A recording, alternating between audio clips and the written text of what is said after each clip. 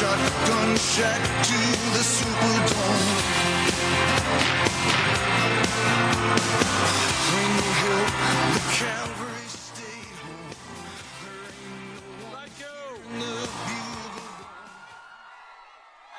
Thank you. Thank you.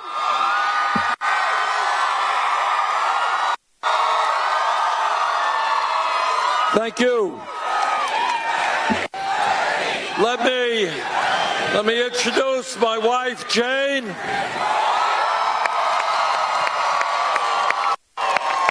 And let me introduce Congresswoman Tulsi Gabbard. And I'm grateful the Congresswoman is here, not just because of her great work in Congress, not just because of her service to our country in the military in Iraq, but because of her strong views and leadership role in Congress in making certain that our country never gets into wars that we should not be fighting. So, Congresswoman, thank you so much for all that you have done.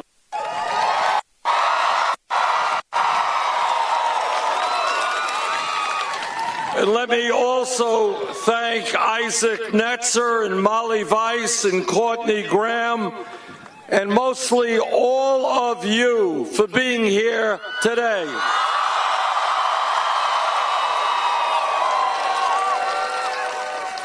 You are the future of our nation. And it is... You like the hat, huh? All right.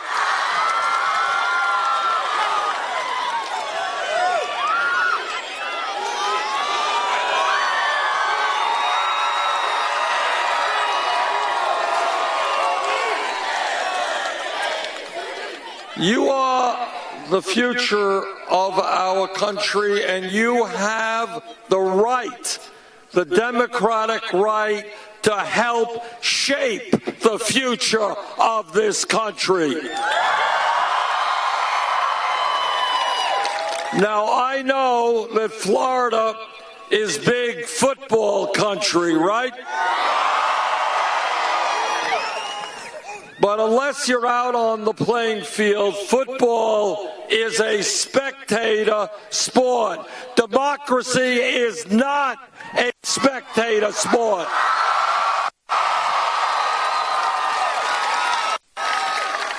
And if we are going to change this nation, we have got to do it together. You and all Americans must be involved in the political process. Now, here's the truth. And what this campaign is about is telling the truth. And the truth is that there are people in Washington and in corporate America who do not want you to be voting. They do not want you to participate in the political process. They want you to think that politics is dumb. Somebody else should do it. What we are fighting for right now is to determine whether it is the people of this country, all of us who determine our future, or a handful of wealthy campaign contributors.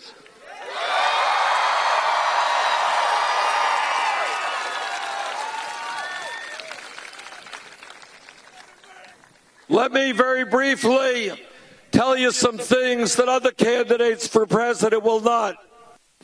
Number one, we have today a corrupt campaign finance system which is undermining American democracy.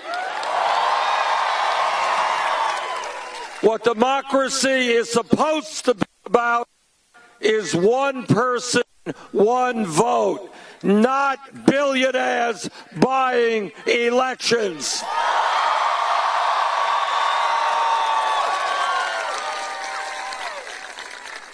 Democracy is not about the Koch brothers and other billionaires spending hundreds of millions of dollars to elect candidates who represent the wealthy and the powerful. That's not democracy.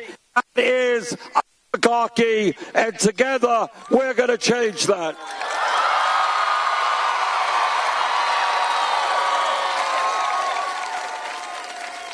I want anybody here today, whether you're progressive, conservative, moderate, to feel that you can run for office, if that's what you want to do, without begging wealthy people for campaign contributions.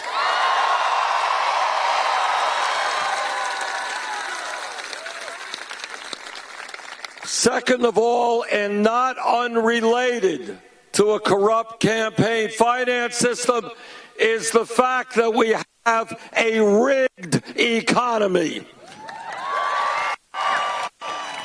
Now, what does that mean?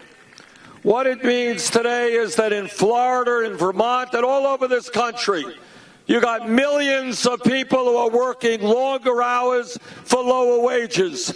You got 47 million people living in poverty. You got mom working, dad working. Many of you are working, and yet 58% of all new income is going to the top 1%. What a rigged economy is about is that the United States today has more income, wealth, inequality than any other major country on earth, and it is worse today than at any time since 1928. What a rigged economy means, and listen to this, the top 1/10 of 1% now owns almost as much wealth as the bottom 90%. What a rigged economy is about is that the wealthiest 20 people in America now own more wealth than the bottom half of Americans, 150 million people. What a rigged economy means that unless we turn this economy around, your generation will likely have a lower standard of living than your parents. We have got... Now, I know you love your parents. I know they're paying to send you here to school. But what the American dream is about, it's always been about, it's been about for my family. My father came to this country without a nickel in his pocket, never made any money. His dream was that his kids could do better than he. That's the American dream.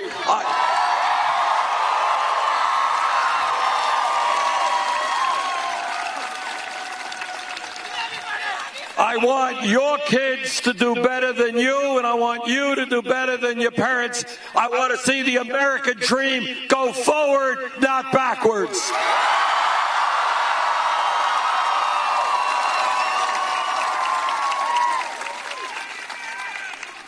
And here's another truth. It's a harsh truth. But what this campaign is about is talking about the realities of America, because we cannot go forward unless we lay the real issues on the table. By and large, the media will not talk about the real issues. And you and I have to. And here's another real issue. In America today, we have a broken criminal justice system.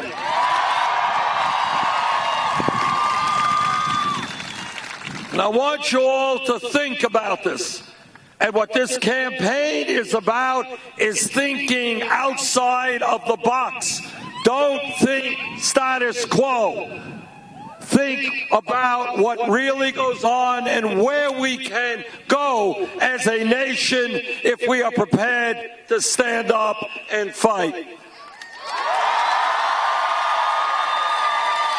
Now, what a broken criminal justice system means is that today we have in America more people in jail than any other country on earth. We are spending $80 billion a year to lock Americans up, and disproportionately the people in jail are African American, Latino, and Native American. Now, right now, just as an example, real unemployment for young people between 17 and 20 who graduated high school is 33% if they're white, 36% if they're Latino, 51% if they are African American. So you want a radical idea? We are going to invest in jobs and education, not jails and incarceration.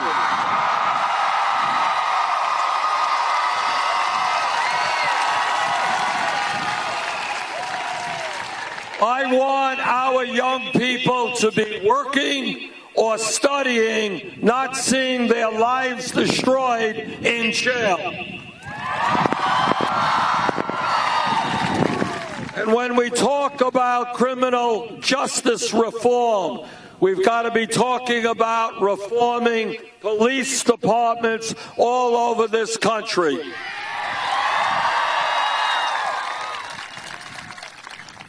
Now, I was a mayor for 8 years, and I've worked closely with police. And the vast majority of police are honest, hardworking, and they have an enormously difficult job. But all of us, whether we're black or white or Latino, are tired of seeing videos on TV when unarmed people are being killed by police.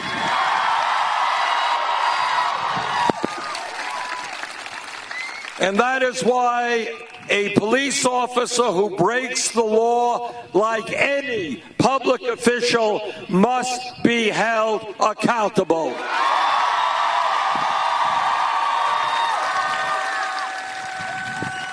We need to end the militarization of police departments all over this country. Police departments should not look like occupying armies. They should be part of the community they serve. We need to make police departments look like the diversity of the communities they serve. We need to understand, when we talk about criminal justice reform, that drug addiction, alcohol, substance abuse, these are not criminal issues, they are mental health issues.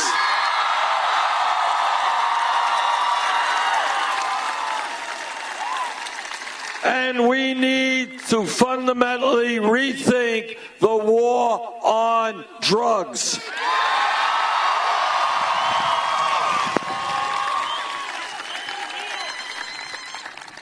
Now, under the Federal Controlled Substance Act, marijuana and heroin are considered Schedule I drugs. I think that is dumb.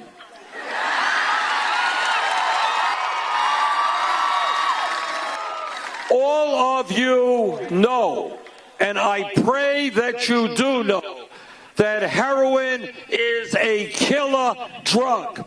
And in my state, And all over this country, we are seeing an epidemic of drug overdose on heroin and opiates, and I hope every one of you stays away from those killer drugs.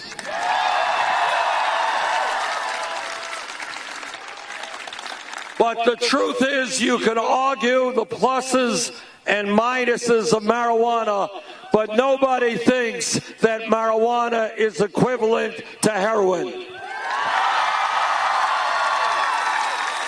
And that is why I've introduced legislation to take marijuana out of the Federal Controlled Substance Act.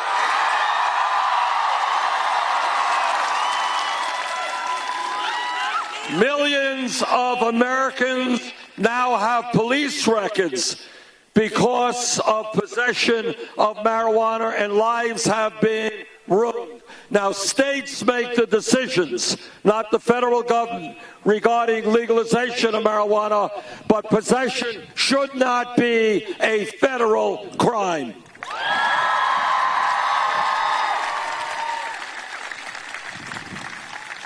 And when you look at the issue of marijuana, it becomes laden with racial overtones, because it turns out that whites and blacks do marijuana at about the same rate, but blacks are 4 times more likely to be arrested than whites. That's wrong. Now, this campaign has been doing really well in the last number of months. When we began,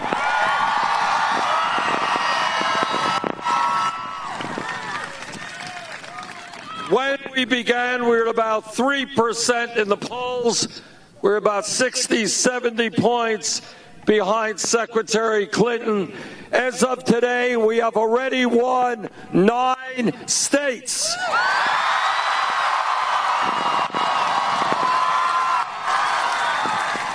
And we just pulled off a major upset in Michigan the other day.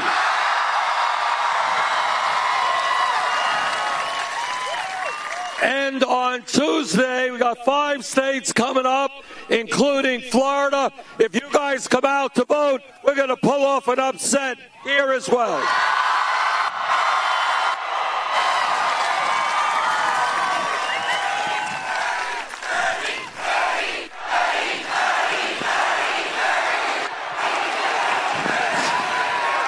Now, this campaign has been doing well because we are listening to the American people and not just wealthy campaign contributors.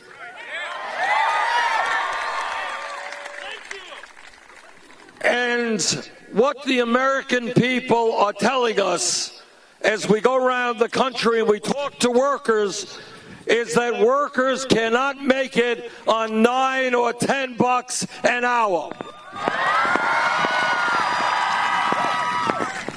They believe, and I believe, that the federal minimum wage of $7.25 an hour is a starvation wage. It's got to be raised to a living wage.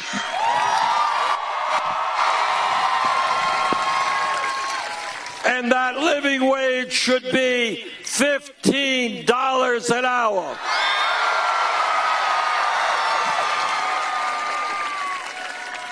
And when we talk about equitable wages, I hope every man here today will stand with the women in the fight for pay equity for women workers.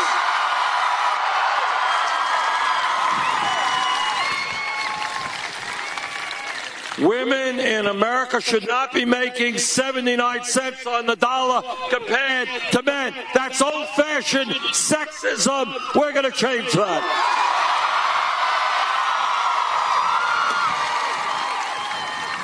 This campaign is listening to the men and women who have put their lives on the line to defend us, veterans who demand decent health care and decent benefits, and we're going to give it to them.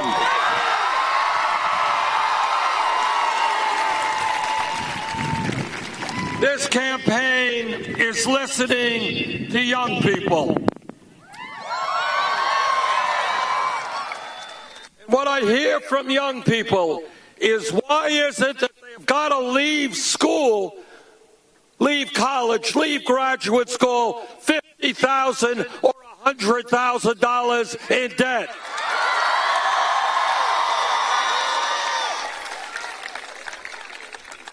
Throughout our lives, people say, get all of the education that you can.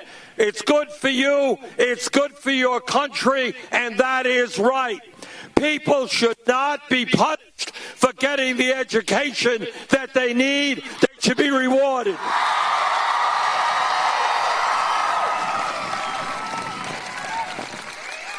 Today in America, we have hundreds of thousands of bright young people who want to go to college, who are qualified to go to college, but can't go to college for one reason. And that reason is their families lack the income. That is wrong.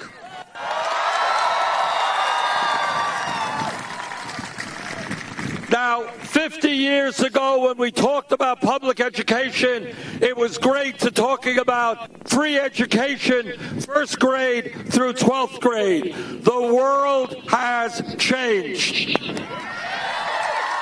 Today, a college degree in many respects is the equivalent to what a high school degree was 50 years ago. And that is why I believe that when we talk about public education today, we've got to be talking about making public colleges and universities tuition free.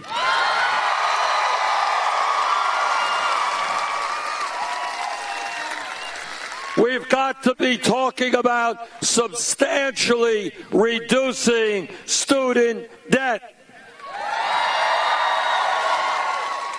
Now, people say to me, well, Bernie, that's a great idea, but it's expensive. They're right, it is expensive. But I'll tell you how we're going to pay for it. When the greed and recklessness and illegal behavior on Wall Street helped destroy this economy, Congress bailed them out.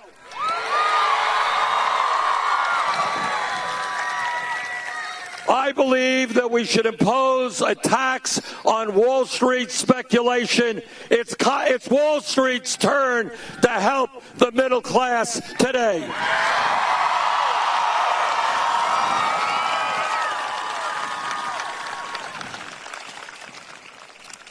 This campaign is listening to our brothers and sisters in the Latino community.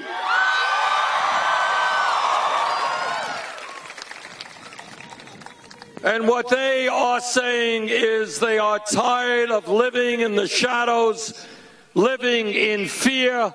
They want comprehensive immigration reform and a path toward citizenship.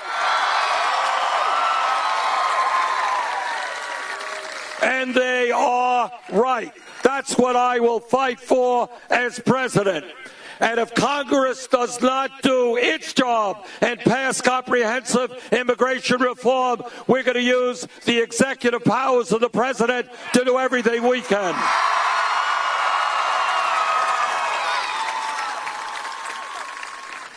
Now, I want to mention to you just briefly some of the differences in this campaign between Secretary Clinton and myself. Number one, Secretary Clinton thinks that the appropriate way to raise money is to have a super PAC and raise $15 million from Wall Street, raise millions from the fossil fuel industry, and millions more from the drug companies. Well, that's not the way we raise money in our campaign. Our campaign, up till now, unbelievably, has received over 5 million individual campaign contributions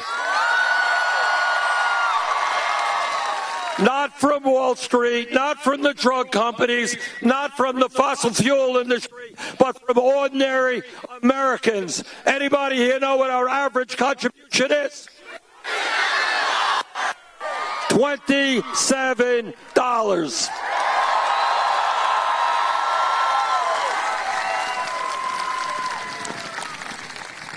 To paraphrase Abe Lincoln at Gettysburg, this is a campaign of the people, by the people, and for the people.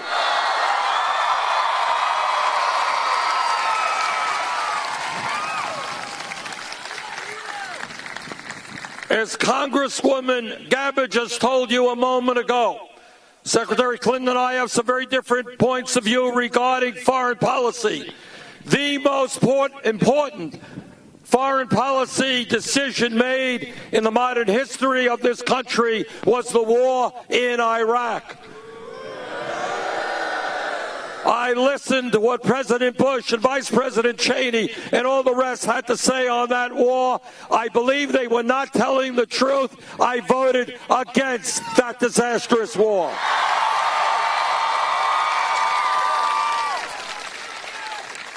Secretary Clinton heard the same evidence. She voted for the war. Thirdly, when you talk about the decline of the American middle class, has a lot to do with trade policies. I believe that corporate America has got to start investing in this country, not just in China and low-wage countries all over the world. I have opposed every one of these disastrous trade agreements, which have cost us millions of decent-paying jobs. Secretary Clinton has supported almost all of them. That's a real difference.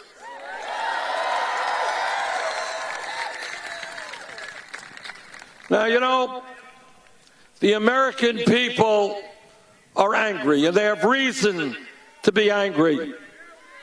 They're working longer hours for low wages. They're seeing almost all new income and wealth going to the top 1%. What this campaign is about is creating an economy that works for all of us, not just the people on top.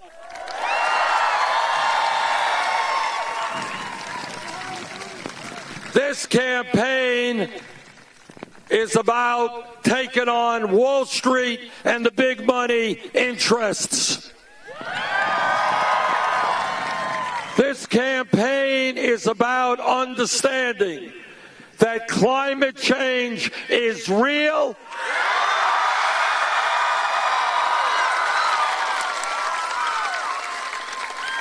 That climate change is caused by human activity.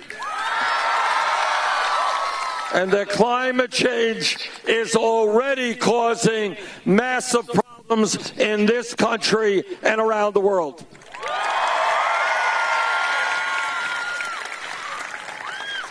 Now, we have a moral responsibility to future generations to have the courage to take on the fossil fuel industry and transform our energy system.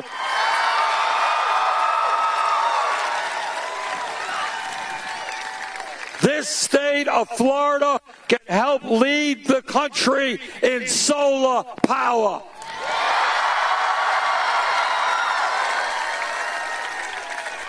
We can move toward wind and other sustainable technologies.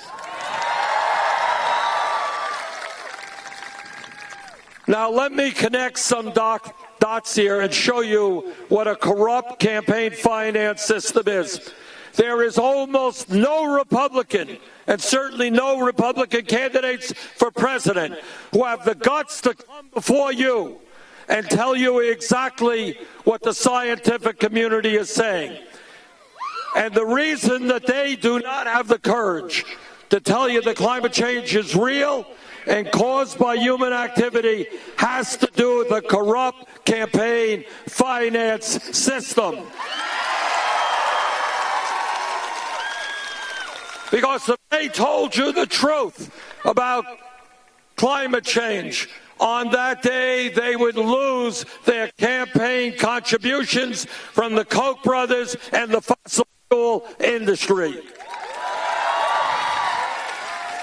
And I say to those Republicans, worry more about the future of this planet than your damn campaign contributions.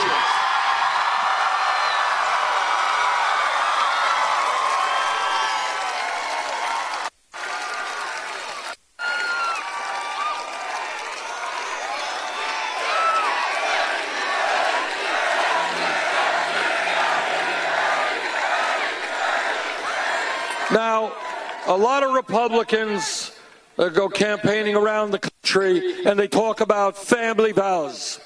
I want everybody here to be crystal clear what they mean by family values. And what they mean is that no woman here today, no woman in Florida, no woman in the United States, according to their family values, should have the right to control her own body. I disagree.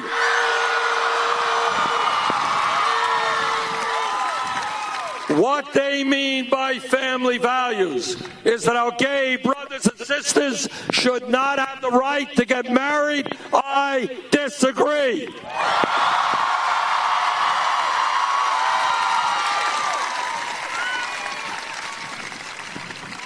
When I talk about family values, they're very different values than Republican values. My values are ending the international disgrace of the United States being the only major country on earth not to guarantee paid family and medical leave.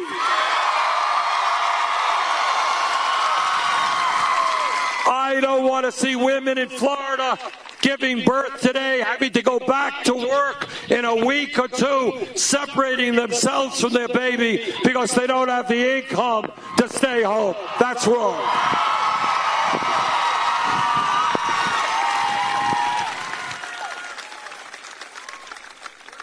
Now, I have been criticized for thinking too big. Well, I plead guilty. I think this is a great country, and we can do a lot better than we're doing now.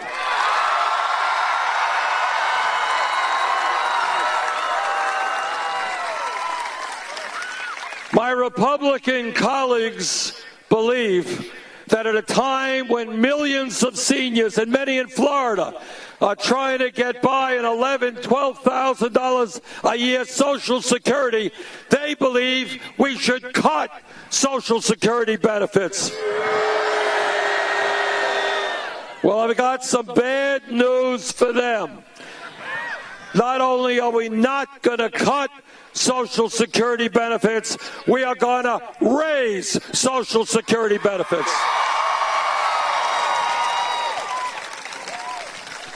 A senior citizen, a disabled vet, can't make it on $12,000, $11,000, $13,000 a year. A great nation is judged not by how many millionaires and billionaires we have, but how we treat the weakest and most vulnerable people amongst us.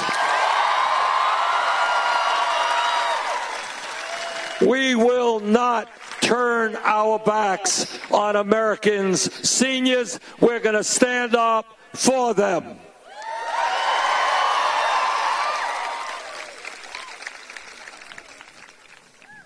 Every major nation on earth, the United Kingdom, France, Germany, Italy, Holland, Scandinavia, Canada, you name it, every one of these countries manages to provide health care to all of their people.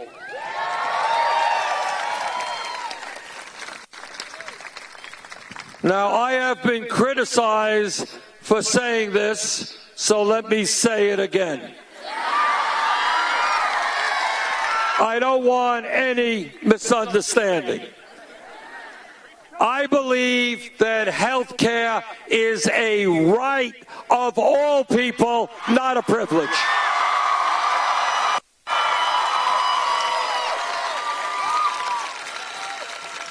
The Affordable Care Act, and I'm on the committee that helped write it, has done a lot of good things, but we can do better. Today, 29 million people have no health insurance. Many others are underinsured with high deductibles and high co-payments, and we are being ripped off by the pharmaceutical industry that charge us the highest prices in the world for prescription drugs. And then to add insult to injury, we end up paying much, much more per capita than do the people of any other country for health care. That is why I believe we must move to a Medicare for all health care system.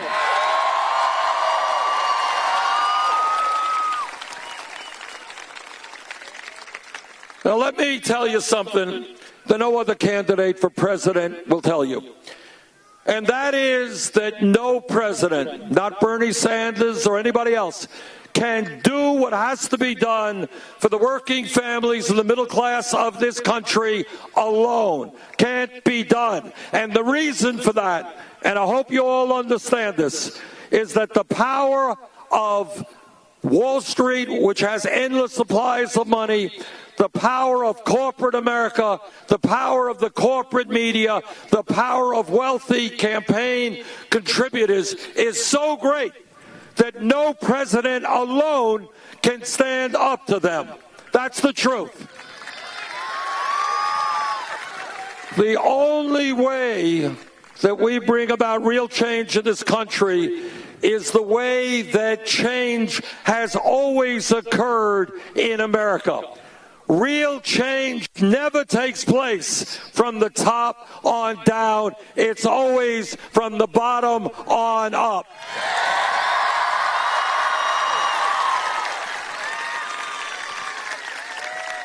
Whether it is the right of workers to be a member of a union, that took place when millions of workers stood up and fought for that right. Whether it is the civil rights movement, when for hundreds of years, millions of African Americans and their white allies said, America will not be a racist, bigoted country.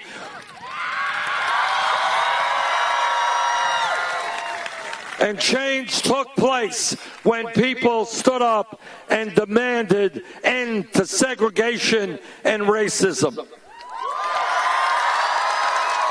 100 years ago today, women in America did not have the right to vote, could not go to certain schools, could not do the jobs they wanted.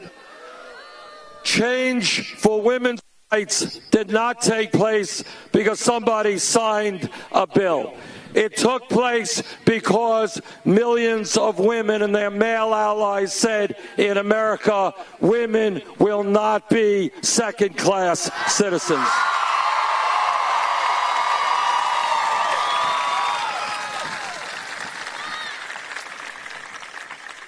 If we were here 10 years ago and somebody stood up and said, you know, I think that gay marriage will be legal in 50 states in this country by 2015, the person next to him would have said, what are you smoking? Which is a whole other issue. But, again, this is how change takes place. The gay community and their straight allies said that in America, people should have the right to love and marry the people they want, regardless of gender.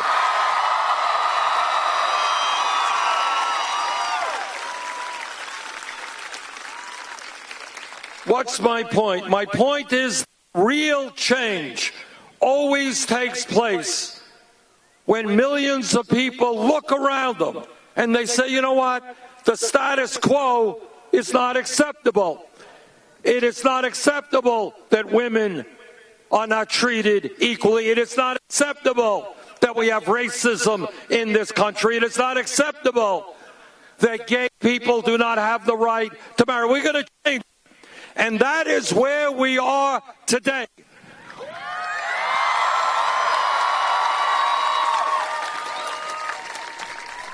It is not acceptable that we have more income and wealth inequality than any other major country on earth. It is not acceptable that we are the only major country on earth that doesn't guarantee paid family and medical leave and health care to all. It is not acceptable that we have the highest rate of childhood poverty of almost any major country on earth. It is not acceptable that we have veterans sleeping out on the street when people want to give hundreds of billions of dollars in tax breaks to the wealthiest 1%.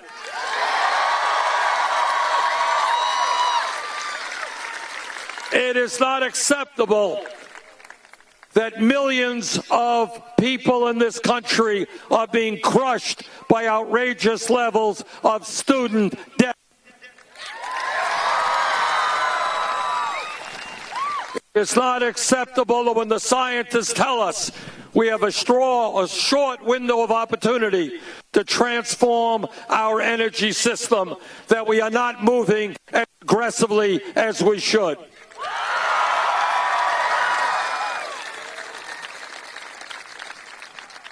Now, what do we do to change it? What we do to change these things is to make certain that we have a government that represents all of us and not just wealthy campaign contributors. The way we change this is when millions of people begin to get involved in the political process in a way that we have not seen for many years. Every person here today is enormously powerful if you choose to use your power.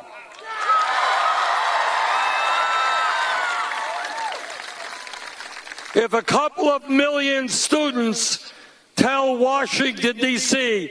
that they are not going to spend their lives paying off student debt, trust me, Congress will make public colleges and universities tuition free. But that does not happen unless you tell them. When workers tell Congress that they demand a $15 an hour minimum wage, we'll get it. But it won't happen unless workers stand up and fight for it.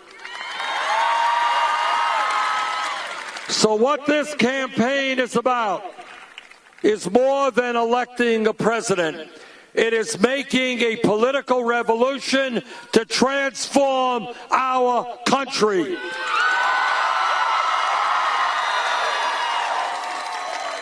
And you are a part of that revolution.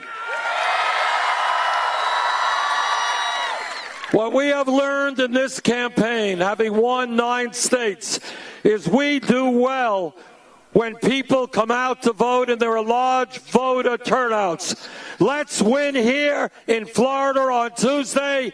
Come out to vote. Thank you very much.